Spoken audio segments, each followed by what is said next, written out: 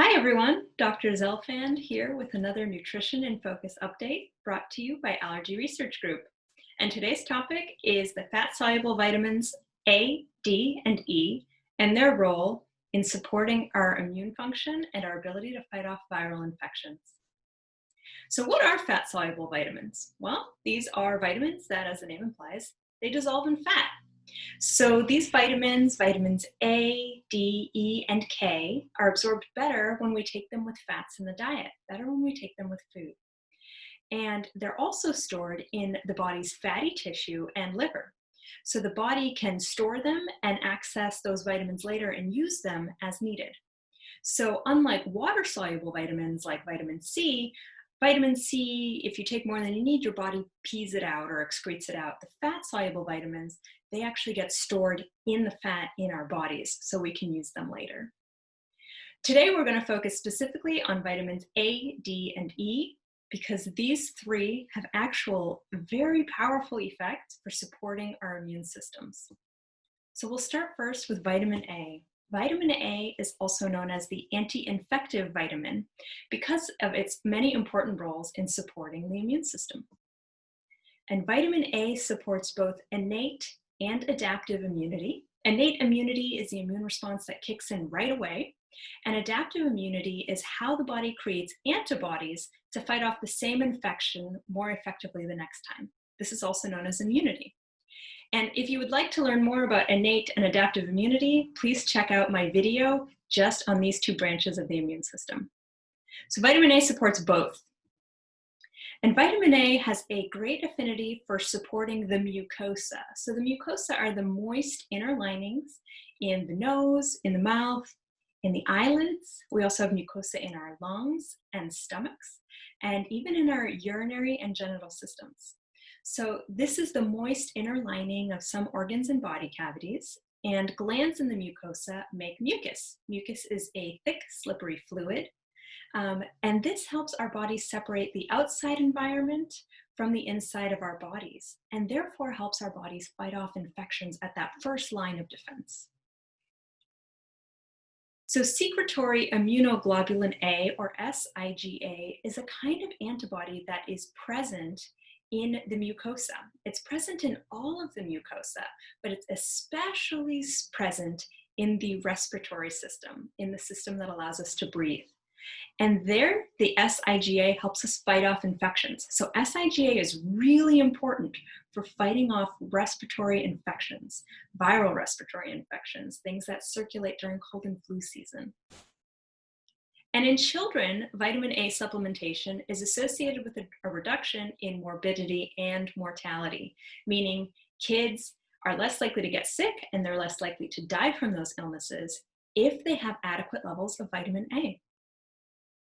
Specifically, vitamin A supplementation in children 6 to 9 months of age in areas with endemic deficiency has been shown to significantly reduce all causes of death in these children, to significantly reduce diarrhea-related mortalities, and it may also improve the immune system's response to a vaccine, thereby making vaccines more effective in children.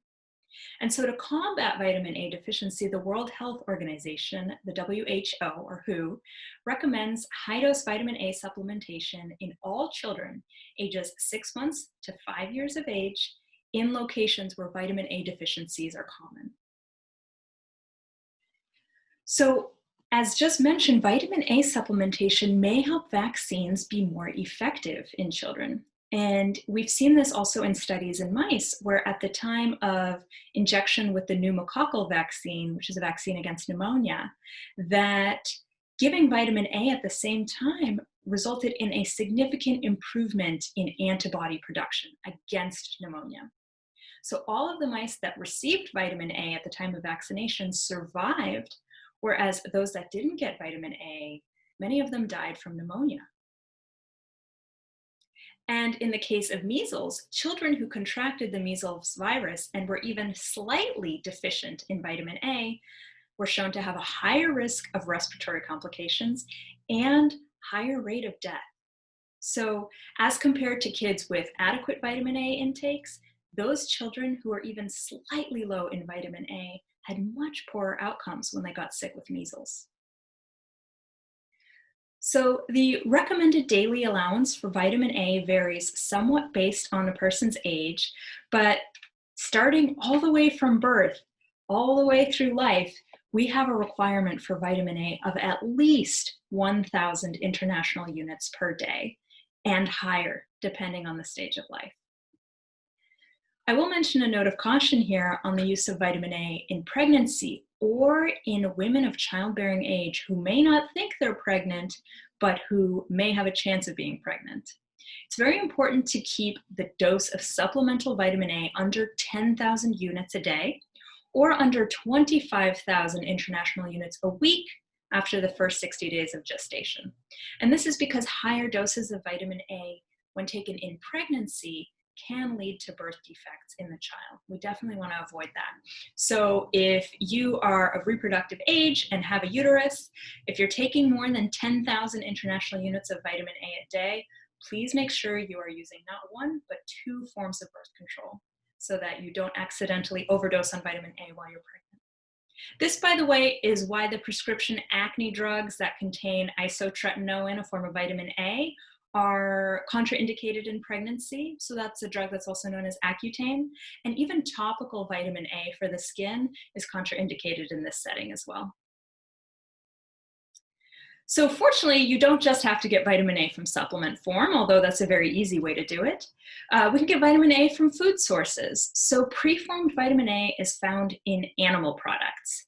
These are especially good sources, include fish oil and fish liver products like cod liver oil, as well as just the regular flesh of the fish, beef liver, cheese, milk, and other dairy products, eggs, in particular the yolks. It really drives me nuts when people say yolks are bad for you. Egg yolks are so good for you. That's where all of the fat-soluble nutrients are located, as well as some fortified foods.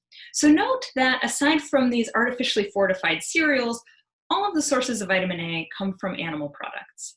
And for this reason, vegans and vegetarians probably don't get enough preformed vitamin A in their diets. So it can be important for vegans and vegetarians to supplement in vitamin A.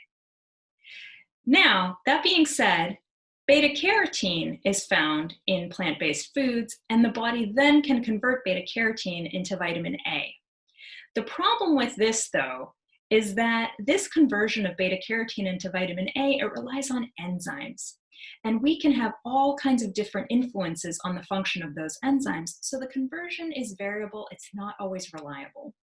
So again, vegans and vegetarians may not be getting enough vitamin A in their diets, but if that enzymatic conversion does work well, good sources of beta-carotene, the vitamin A precursor, include carrots, spinach, kale, chard, other dark leafy greens, pumpkin, squash, sweet potato, broccoli, and cantaloupe. Moving on to vitamin D. Vitamin D is essential in our defense against infections, and numerous studies have shown that low vitamin D levels are associated with an increased risk and severity of respiratory tract infections. In fact, 81% of the patients admitted to a hospital intensive care unit had inadequate vitamin D levels in one study. In a larger population-based study, mortality from respiratory diseases, this includes flu and pneumonia, over a 15-year period, was 3 times higher in adults with vitamin D deficiency. Now, compared to those with healthy vitamin D levels, 3 times higher, that's a pretty big increase in risk. And 41% of the deaths due to respiratory diseases was attributed to inadequate vitamin D levels. Now, what these data suggest is that having low vitamin D levels can place us at significantly higher risk of getting sick with respiratory infections like flu and pneumonia, and also places us at increased risk of dying from those infections when and if we do get sick. Now, a lot of people think, oh, vitamin D, you get it from the sun, and, I spend a lot of time outdoors, so I don't need to take vitamin D supplements. That may or may not be true. In part, it depends on where in the world you're located. So our UVB exposure and vitamin D status go hand in hand, and those correlate to our latitude. So where in the world we are, how close or far away we are from the equator. At northern latitudes or other latitudes far away from the equator, very little vitamin D is produced in our skin during the winter months, so supplementation becomes more important. In fact, latitude and vitamin D status have been shown to influence influenza outbreaks. This includes both seasonal influenza outbreaks and pandemic outbreaks of the flu. And vitamin D deficiency is very common in seniors. Can be for a number of reasons. It can be because seniors have decreased skin exposure to vitamin D, decreased skin production of vitamin D, digestive problems, dietary inadequacies, other health issues, prescription medications. Certain medications can block the body's efficacy in producing vitamin D, and all of this places our seniors at increased risk of viral respiratory infections. So think about who you really don't want to get a viral respiratory infection. It's our seniors, right? And they may be the most vulnerable because they're more likely to be deficient in vitamin D. Skin color also affects vitamin D status. That's because melanin in the skin actually blocks UVB light and therefore our body's ability to synthesize vitamin D from sunlight. So individuals with darker skin tend to synthesize less vitamin D than those with lighter skin. So darker skinned individuals may have a greater need for eating foods rich in vitamin D and taking vitamin D supplements than those with lighter skin tones. So aside from supplement forms, vitamin D can be found in only a few foods actually. Fatty fish like mackerel, salmon, sardines, fish liver oil, mushrooms exposed to sunlight or UV light, and some fortified foods. So eggs, but only if they came from hens that were fed vitamin D, and dairy, infant formula, and orange juice only if it has been fortified with vitamin D. And note that when we talk about vitamin D, we're talking about vitamin D3. Vitamin D3 supplements work much better than vitamin D2 supplements in supporting our health. And last but not least, there's vitamin E. Numerous studies have shown that vitamin E enhances our immune function, especially against viral illnesses. And studies suggest that vitamin E deficiency contributes to age-related declines in T cell function and decreased immunity against viruses. So T cells, by the way, are white blood cells. These participate in our more active or adaptive immune response, including our response to viral invaders. So vitamin E supports all of this, our ability to fight off viral infections. This is especially important in seniors. In a randomized double-blind placebo-controlled trial in an elderly nursing home, looking at the residents there, vitamin E supplementation in the form of alpha tocopherol at 200 international units a day for 1 year was shown to significantly reduce cases of the common cold, as well as to significantly reduce the number of respiratory infections, especially upper respiratory infections. Now, this effect was more pronounced in individuals who were deficient in vitamin E than those who had normal vitamin E levels. So if someone's alpha tocopherol levels are adequate, it may or may not be beneficial for them to supplement with vitamin E. But vitamin E is important for smokers. That's because smoking creates a lot of oxidative stress in the body and therefore lowers our levels of vitamin E. Smoking also increases our markers of lipid peroxidation. So this reflects the damage to cellular membranes, and this makes our cells less functional and also causes cellular death. In a study of long-term smokers aged 65 and up, supplementation with vitamin E in the form of 50 milligrams of alpha tocopherol daily for 4 years was shown to correlate with a reduction in the incidence of the common cold. And the greatest reductions were seen in older city dwellers who smoked fewer than 15 cigarettes a day. And in another analysis of vitamin E's effects on smokers, it was found that in individuals of male smokers ages 50 to 69 years of age who were otherwise healthy and exercised that supplementing with 50 milligrams of alpha tocopherol daily reduced the incidence of pneumonia by 69%. So 69% reduction in pneumonia in males 50 to 69 years of age. That can be a high-risk population for pneumonia complications and death. And a reduction of 69% is pretty significant. Also in seniors, vitamin E supplementation increased blood markers of immune response and antibody titers after getting vaccinated for the hepatitis B vaccine. So by taking vitamin E, seniors were able to get more robust response to the vaccines, i.e. the vaccines worked better and protected those individuals more. And in fact, the individuals that were taking vitamin E had 6 times higher antibody production than those who were not taking vitamin E when they got vaccinated.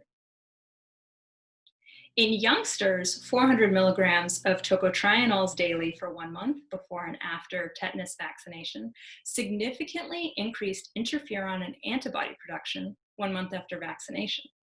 So again, we see that people who supplemented with vitamin E had a much more robust response to the vaccines, i.e. the vaccines worked better and protected those individuals more profoundly. Food sources of vitamin E include our nuts, seeds, fruits, vegetables, and plant-based oils. Particularly good sources include wheat germ oil, sunflower seeds, almonds, peanuts, and hazelnuts, beet greens, collard greens, and spinach, pumpkin, red bell pepper, asparagus, mango, and avocado. So in conclusion, fat-based nutrients can have significant effects on our immune systems and our ability to fight off viral illnesses. We can support this process by taking natural supplements like vitamins A, D3, and E, fish liver oil, and being sure to take these nutrients with meals, ideally meals that have a little bit of fat in them. And balanced nutrition is also going to help our immune systems, and it's important to eat organic whenever possible. And important foods for supporting our fat-soluble nutrient status include ethically raised meats, liver, fish, eggs, and dairy, nuts and seeds, brightly colored vegetables, and dark leafy greens. So I hope you learned something that will help you and your loved ones stay safe and free of viral respiratory infections. I am Dr. Erica Zelfand on behalf of Nutrition in Focus and Allergy Research Group. If you would like to learn more about this and other topics, please visit our blog at allergyresearchgroup.com/blog. Thank you so much for watching, and I'll catch you next time.